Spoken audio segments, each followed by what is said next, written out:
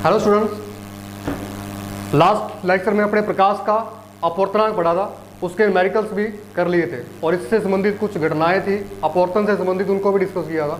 आज अपने नया टॉपिक स्टार्ट करने जा रहे हैं, प्रकाश का परावर्तन। प्रकाश का परावर्तन, सॉरी, प्रकाश का पूर्ण आंतरिक परावर्तन।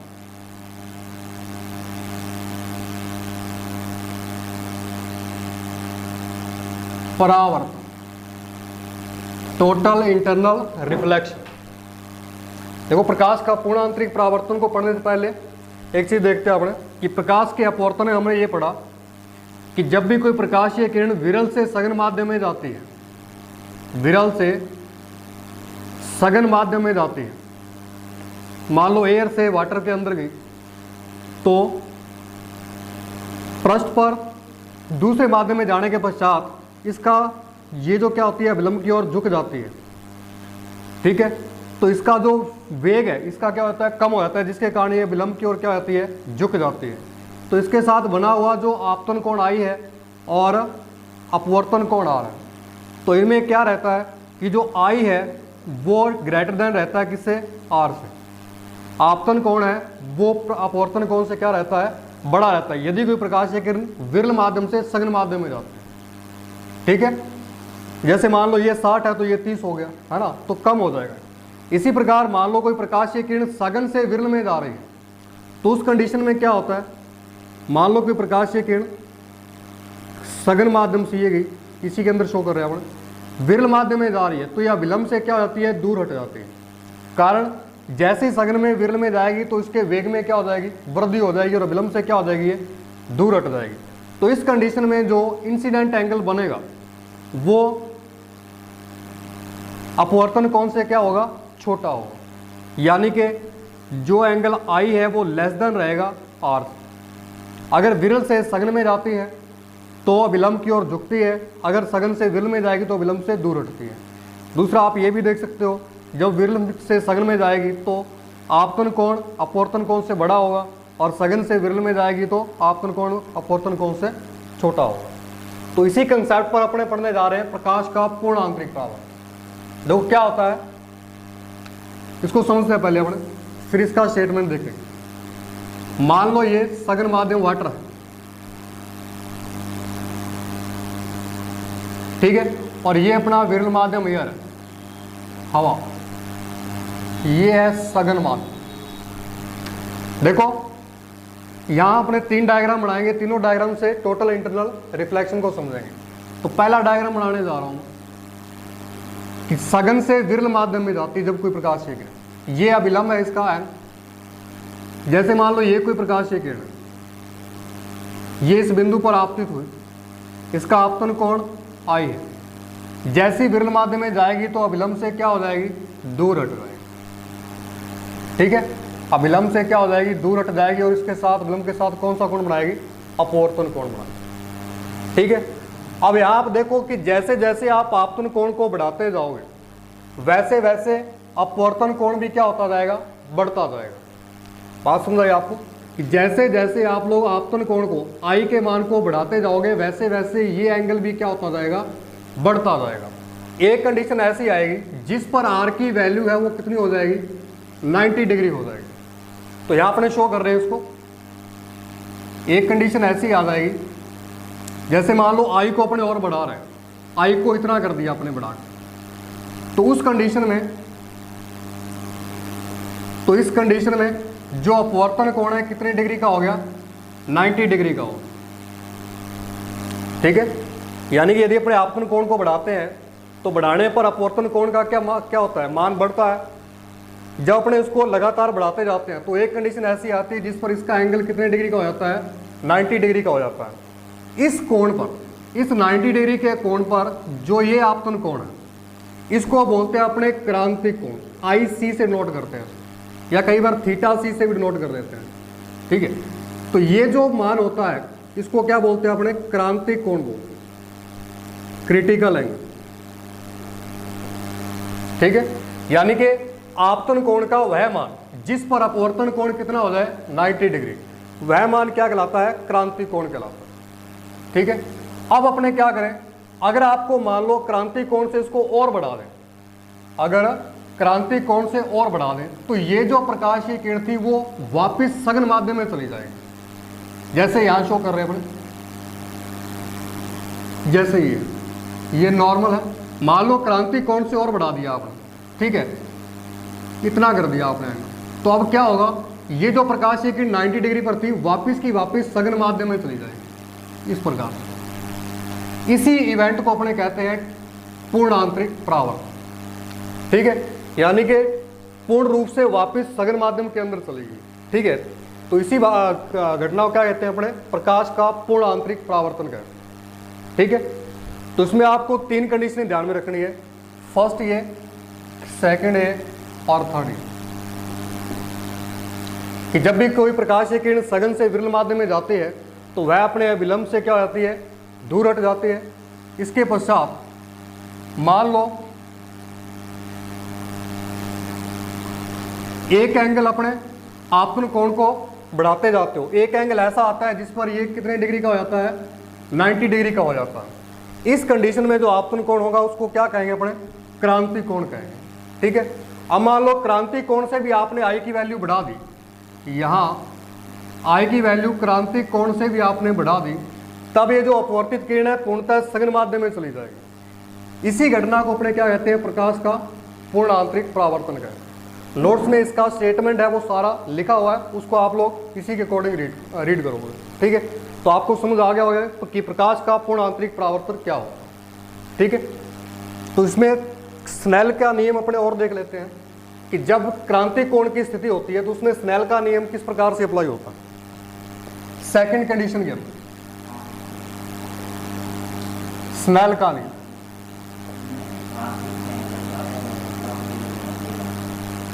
स्नेल का नियम क्या है कि जो रिफ्रैक्टिव इंडेक्स है म्यू, वो क्या होता है, साइन आई अपॉन में साइन आर, 1 2 लिख दें अपन, पहले माध्यम के सापेक्ष दूसरे माध्यम का अपवर्तनांक, ये पढ़ चुके हैं आप, ठीक है। तो द्वितीय कंडीशन में क्रांति कोण की अवस्था में देख रहे हैं अपन, क्रांति कोण की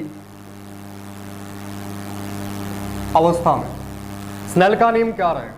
तो जब क्रांति कोण होता है तो आई को आप क्या लिखते हो, आई सी, ठीक है, और आर कितना हो जाता है, 90 डिग्री। तो इन दोनों एंगल्स की वैल्यू यहां पुट करोगे आप, तो म्यू 1 2 कितना हो जाएगा, साइन आई सी अपॉन में साइन 90 डिग्री, और साइन 90 डिग्री की वैल्यू कितनी रहती है,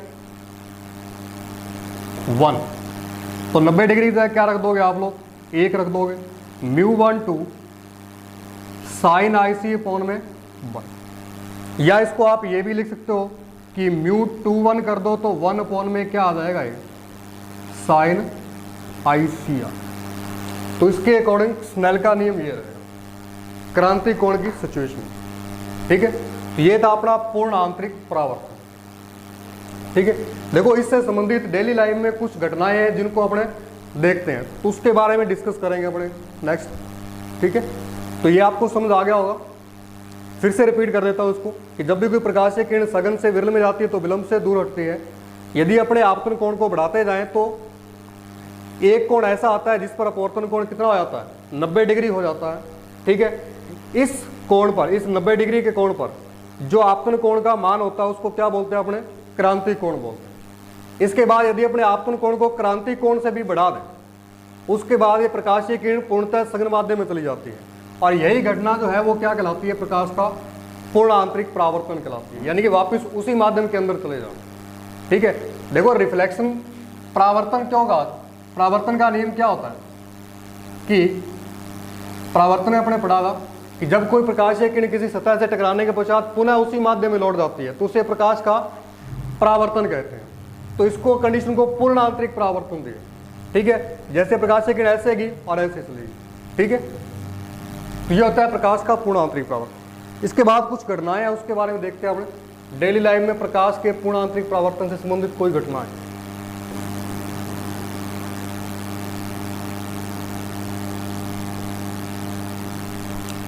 कुछ घटनाएं हैं जो डेली लाइफ में अपने देखते हैं। देखो सबसे पहली जो घटना है उसका नाम लिखता हूं मैं, वो है मरीचिका। ये क्या होता है, मरीचिका क्या होती है कि जैसे अपने गर्मी के दिनों में देखते हैं रेगिस्तान का जो भूभाग होता है वहाँ पर अपने जो यात्रीगण यात्रा करते हैं, तो जैसे बस में यात्रा कर रहे हैं, बाइक पे यात्रा कर रहे हैं, तो उसको सड़क पर दूर पानी सा दिखाई देता है कि ऐसा आभास होता है कि वहाँ आगे पानी है। जैसे ही अपने वहाँ जाते हैं तो वहाँ अपने को कुछ भी नहीं मिलता। ठीक है, यानी कि गर्मी के दिनों में जो अपने मरुस्थलीय भागों में जब भी यात्रा करते हैं तो अपने को आगे इस प्रकार से आभास होता है कि जैसे आगे सड़क पर पानी पड़ा हो। ठीक है, लेकिन रियल में ऐसा होता कुछ भी नहीं है। तो ये जो घटना है ये क्या कहलाती है, मरीचिका कहलाती है। तो अब ये होती कैसी है कि अपने को वो पानी सा क्यों प्रतीत होता है। ठीक है, तो उसको समझते हैं अपने मरीचिका क्या होती है।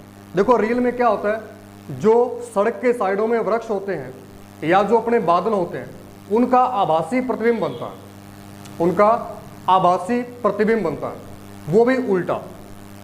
ठीक है, और उल्टे प्रतिबिंब कहाँ बनते हैं, जल के अंदर बनते हैं। इसी कारण अपने को जल जैसी कुछ आभास प्रतीत होता है। ठीक है, जैसे अपने देखें ये मान लो अर्थ है। ठीक है, देखो गर्मी के दिनों में जो रेत होती है वो क्या होती है, गर्म होती है। रेत का जो तल होता है वो क्या होता है, गर्मी के दिनों में गर्म होता है। ठीक है, और गर्म होती है इसका मतलब टेम्परेचर क्या रहेगा, यहाँ ज़्यादा रहेगा। ठीक है, जब टेम्परेचर ज़्यादा रहता है तो मैंने आपको बताया था तो अपवर्तनांक क्या रहेगा, रिफ्रैक्टिव इंडेक्स में पढ़ा था अपने। यदि ताप को बढ़ाते हैं अपने तो अपवर्तनांक क्या हो जाता है, कम हो जाता है। तो यानी कि जो भूपृष्ठ के नज़दीक का जो एरिया होगा, भूपृष्ठ के जो नज़दीक का एरिया होगा वो किस माध्यम की तरह बिहेव करेगा, विरल माध्यम की तरह व्यवहार करेगा। किसकी तरह व्यवहार करेगा, विरल माध्यम की तरह। अब जैसे जैसे आप ऊपर जाते जाओगे पृथ्वी तल से वैसे वैसे डेंसिटी इसकी बढ़ती जाएगी, माध्यम की घनत्व बढ़ता जाएगा, यानी कि टेम्परेचर कम होता जाएगा। ठीक है, जिसके कारण क्या होगा कि अपवर्तनांक पृथ्वी के ऊपर जाने पर क्या हो जाएगा, बढ़ जाएगा। ठीक है, क्या हो जाएगा, बढ़ जाएगा। यानी कि ऊपर तो कौन सा माध्यम है, अब सघन है। ऊपर जो है वो कौन सा माध्यम है, सघन है। और जो पृथ्वी के पृष्ठ पर जो माध्यम है अत्यधिक गर्म होने के कारण वहां कौन सा माध्यम है, विरल। अब जैसे ही उससे जो प्रकाश है सघन माध्यम से विरल में जाएगा, ठीक है, तो उसका क्या हो जाएगा, पूर्ण आंतरिक परावर्तन हो जाएगा। जैसे मान लो ये कोई वृक्ष है, ये कोई मान लो वृक्ष है, ठीक है। अब इससे प्रकाशीय किरणें सघन माध्यम से विरल में जाएंगी तो इनका पूर्ण आंतरिक परावर्तन हो जाएगी, यू टर्न ले लेगी। और मान लो आपकी आंख यहाँ है, ये आपकी आंख, ठीक, तो ये क्या करेंगे, यू टर्न ले लेंगे। जैसे ये सघन माध्यम से विरल माध्यम में जाएंगी तो इसका पूर्ण आंतरिक परावर्तन हो जाएगा। अपने को वास्तव में कहाँ से आती हुई प्रतीत होंगी, यहाँ से आती हुई प्रतीत होंगी, और यहाँ इसका उल्टा आभासी प्रतिबिंब बढ़ जाएगा इस वृक्ष का, और यही अपने को पानी की तरह प्रतीत होगा। और इसी को अपने क्या कहते हैं, घटना को मरीचिका कहते हैं। ठीक है, तो ये पूर्ण आंतरिक परावर्तन की घटना है। ठीक है, गर्मी के दिनों में पृथ्वी का तल गर्म होता है तो अपवर्तनांक कम होगा, विरल माध्यम की तरह बिहेव करेगा ये। यानी कि अपवर्तनांक का कंसेप्ट आपको अच्छे से पता होना चाहिए। जो भी आपको करवाया उसमें सारी डिटेल बताई हुई है, तो वो लेक्चर आपको अच्छे से लगा। इसके बाद जितने भी टॉपिक्स पढ़ोगे उसमें अपवर्तनांक आएगा ही आएगा। ठीक है, तो पृथ्वी का तल क्या था, गर्म था, इस कारण विरल माध्यम की तरह बिहेव किया, और जैसे जैसे ऊपर गए घनत्व क्या होता गया, बढ़ता गया, और माध्यम सघन होता गया। सघन से विरल में गया तो पूर्ण आंतरिक परावर्तन हुआ इसका, जिससे अपने को यहाँ से आती हुई प्रतीत हुई, और यहाँ से उल्टा प्रतिबिंब बना इसका, आभासी प्रतिबिंब, उल्टा आभासी प्रतिबिंब बना। देखो आभासी प्रतिबिंब वैसे तो क्या होते हैं, सीधे होते हैं, लेकिन इसमें आभासी प्रतिबिंब बना है वो भी सीधा। ठीक है, इस कारण अपने को जल की तरह प्रतीत होते हैं, क्योंकि उल्टे प्रतिबिंब किसे बनते हैं, जल के अंदर बनते हैं। तो इस तरह पानी से अपने को आभास होता है, और इसी घटना को क्या कहते हैं, मरीचिका कहते हैं। ठीक है, तो ये होती है मरीचिका। नेक्स्ट देखते हैं अपने उन्मरीचिका। दूसरी जो घटना है वो है उन्मरीचिका।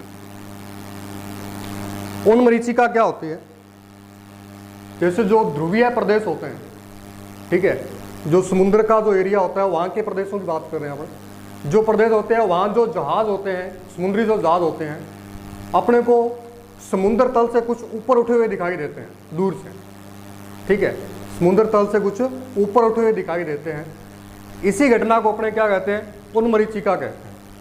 ऐसा होता क्यों है, देख तो कैसे होता है। जैसे मान लो ये समुद्र है, ठीक है, मान लो जो जहाज है वो यहाँ, ठीक है, और अपने यहां से देख रहे हैं उसको।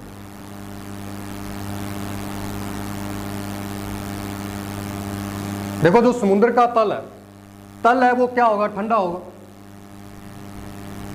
समुद्र का तल क्या होगा, ठंडा होगा, जिससे टेम्परेचर क्या होगा इसका, कम हो जाएगा। टेम्परेचर क्या हो जाएगा, कम हो जाएगा। टेम्परेचर कम होगा तो माध्यम क्या हो जाएगा, ये सघन हो जाएगा।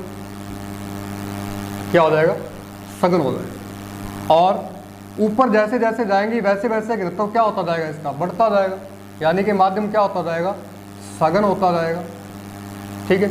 अब यहाँ से जो ऑप्टिकल रेस आएंगी उनका क्या होगा, पूर्ण आंतरिक परावर्तन हो जाएगा। और ये अपने को कुछ आगे से प्रतीत, यहाँ से आती हुई प्रतीत होंगी, जहाँ इसके आभासी प्रतिबिंब बनते हैं। इस कारण ये जो जहाज अपने को यहाँ ना दिखाई देता हो, यहाँ दिखाई देता है। जैसे अपने प्रकाश के अपवर्तन में पढ़ा था कि सूर्योदय और सूर्योदय से पहले अपने को सूर्य दिखाई देता है। इसका कारण क्या था, प्रकाश का अपवर्तन था। वैसे ही ये घटना उन्मरीचिका, इसमें पूर्ण आंतरिक परावर्तन होता है, ठीक है। तो ये होती है उन्मरीचिका। इसके बाद आता है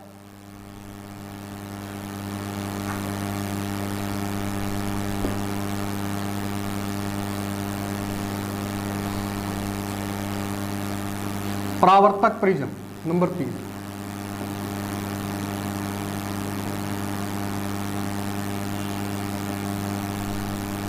परावर्तक प्रिज्म क्या होता है, देखो ये एक ऐसा प्रिज्म होता है, इसके द्वारा अपने प्रतिबिंब को समान आकार में उल्टा प्राप्त कर सकते हैं, ठीक है। या प्रकाशीय किरणों को 180 डिग्री पर घुमा सकते हैं या 90 डिग्री पर मोड़ सकते हैं, ठीक है। जैसे इसकी खासियत क्या रहती है, इसका एक कोण तो होता है 90 डिग्री का, और बाकी जो दो बचे हुए हैं वो होते हैं 45 डिग्री के। कितने डिग्री के होते हैं, 45 डिग्री के। जैसे अपने बनाए इसको, ये बनाया, एक कोण तो ये 90 डिग्री का और बाकी के 45 डिग्री के, ठीक है। अब इसमें क्या होता है, मान लो प्रकाशीय किरणें इस प्रकार से गई, इसमें पैरेलल समांतर गई प्रकाशीय किरणें, और ये मान लो एक बिंब है, और इसमें क्या होगा, 1 सेकेंड में इसको अपने कंडीशन को चेंज करते हैं।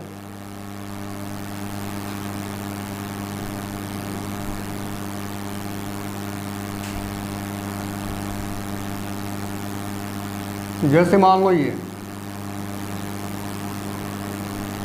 ठीक है, मान लो कोई प्रकाशीय किरण यहाँ से ऐसे की समान, ठीक है, और दूसरी ऐसे, ये इसका बिंब बना, और ये यहाँ से क्या होगी, रिफ्लेक्ट होगी, ये होगी, और ये भी ये अंक से क्या होगी, रिफ्लेक्ट होगी। ये ऐसे चली जाएगी यहाँ से रिफ्लेक्ट होके, और ये ऐसे चली जाएगी, ठीक है। तो इसका इस प्रकार से समान आकार का उल्टा प्रतिबिंब मिल जाएगा, ठीक है। तो ये परावर्तक प्रिज्म होता है, इस प्रकार से आप बना सकते हो, ठीक है। इसके बाद चलते हैं अपने लास्ट नंबर 4, प्रकाशीय तंतु। प्रकाशीय तंतु, प्रकाशीय तंतु, प्रकाशीय तंतु क्या होता है, ये एक प्रकार का बेलनाकार होता है, ठीक है। इसके अंदर 2 पृष्ठों से मिलकर बनता है। इसका जो व्यास है अपने बालों के समान होता है, जो डायमीटर है इसका इतना पतला रहता है, अपने बालों के समान रहता है,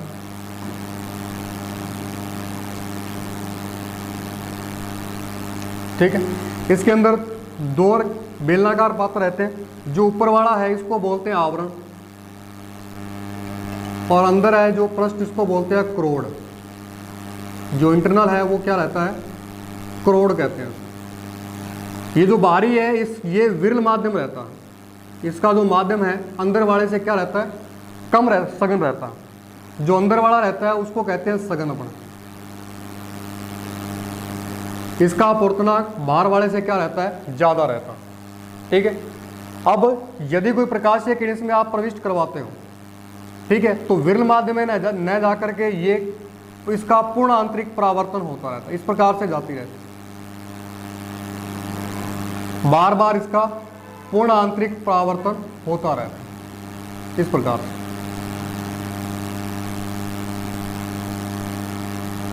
ठीक है।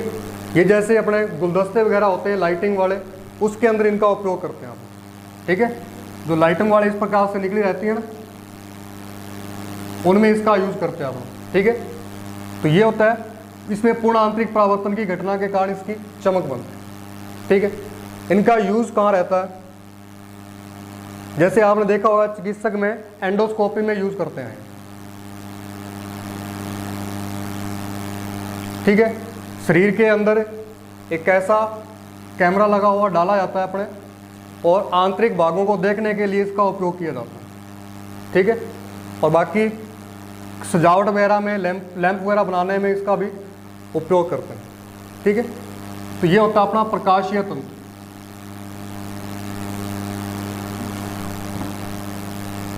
नेक्स्ट चलते हैं अपने, लास्ट रह गया आपका हीरा। हीरे के चमकने का कारण क्या है, हीरा क्यों चमकता है?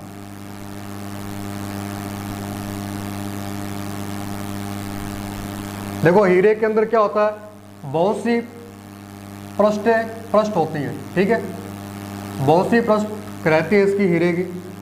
तो इसमें क्या होता है, जैसे कोई प्रकाशीय किरण इसके अंदर जाती है तो प्रत्येक पृष्ठ द्वारा इसका पूर्ण आंतरिक परावर्तन होता रहता है, यानी कि प्रकाशीय किरण इसके अंदर ही घूमती रहती है बार बार। इस कारण जो हीरा है वो क्या करता है, चमकता है। ठीक है। तो हीरा क्यों चमकता है, पूर्ण आंतरिक परावर्तन के कारण चमकता है। छोटा क्वेश्चन आ सकता है कि हीरे के चमकने का कारण क्या है, पूर्ण आंतरिक परावर्तन है। ठीक है। यदि क्रांति कोण पर इसमें कोई प्रकाशीय किरण को आपतित करवाया जाता है तो इसका प्रकाशीय किरण का क्या होता रहता है, पूर्ण आंतरिक परावर्तन होता रहता है भिन्न भिन्न सतहों के द्वारा, जिसके कारण हीरा क्या होता है, चमकता। तो ये था अपना पूर्ण आंतरिक परावर्तन और इसकी कुछ घटनाएं। नेक्स्ट लेक्चर में मिलते हैं अपने। Thank you.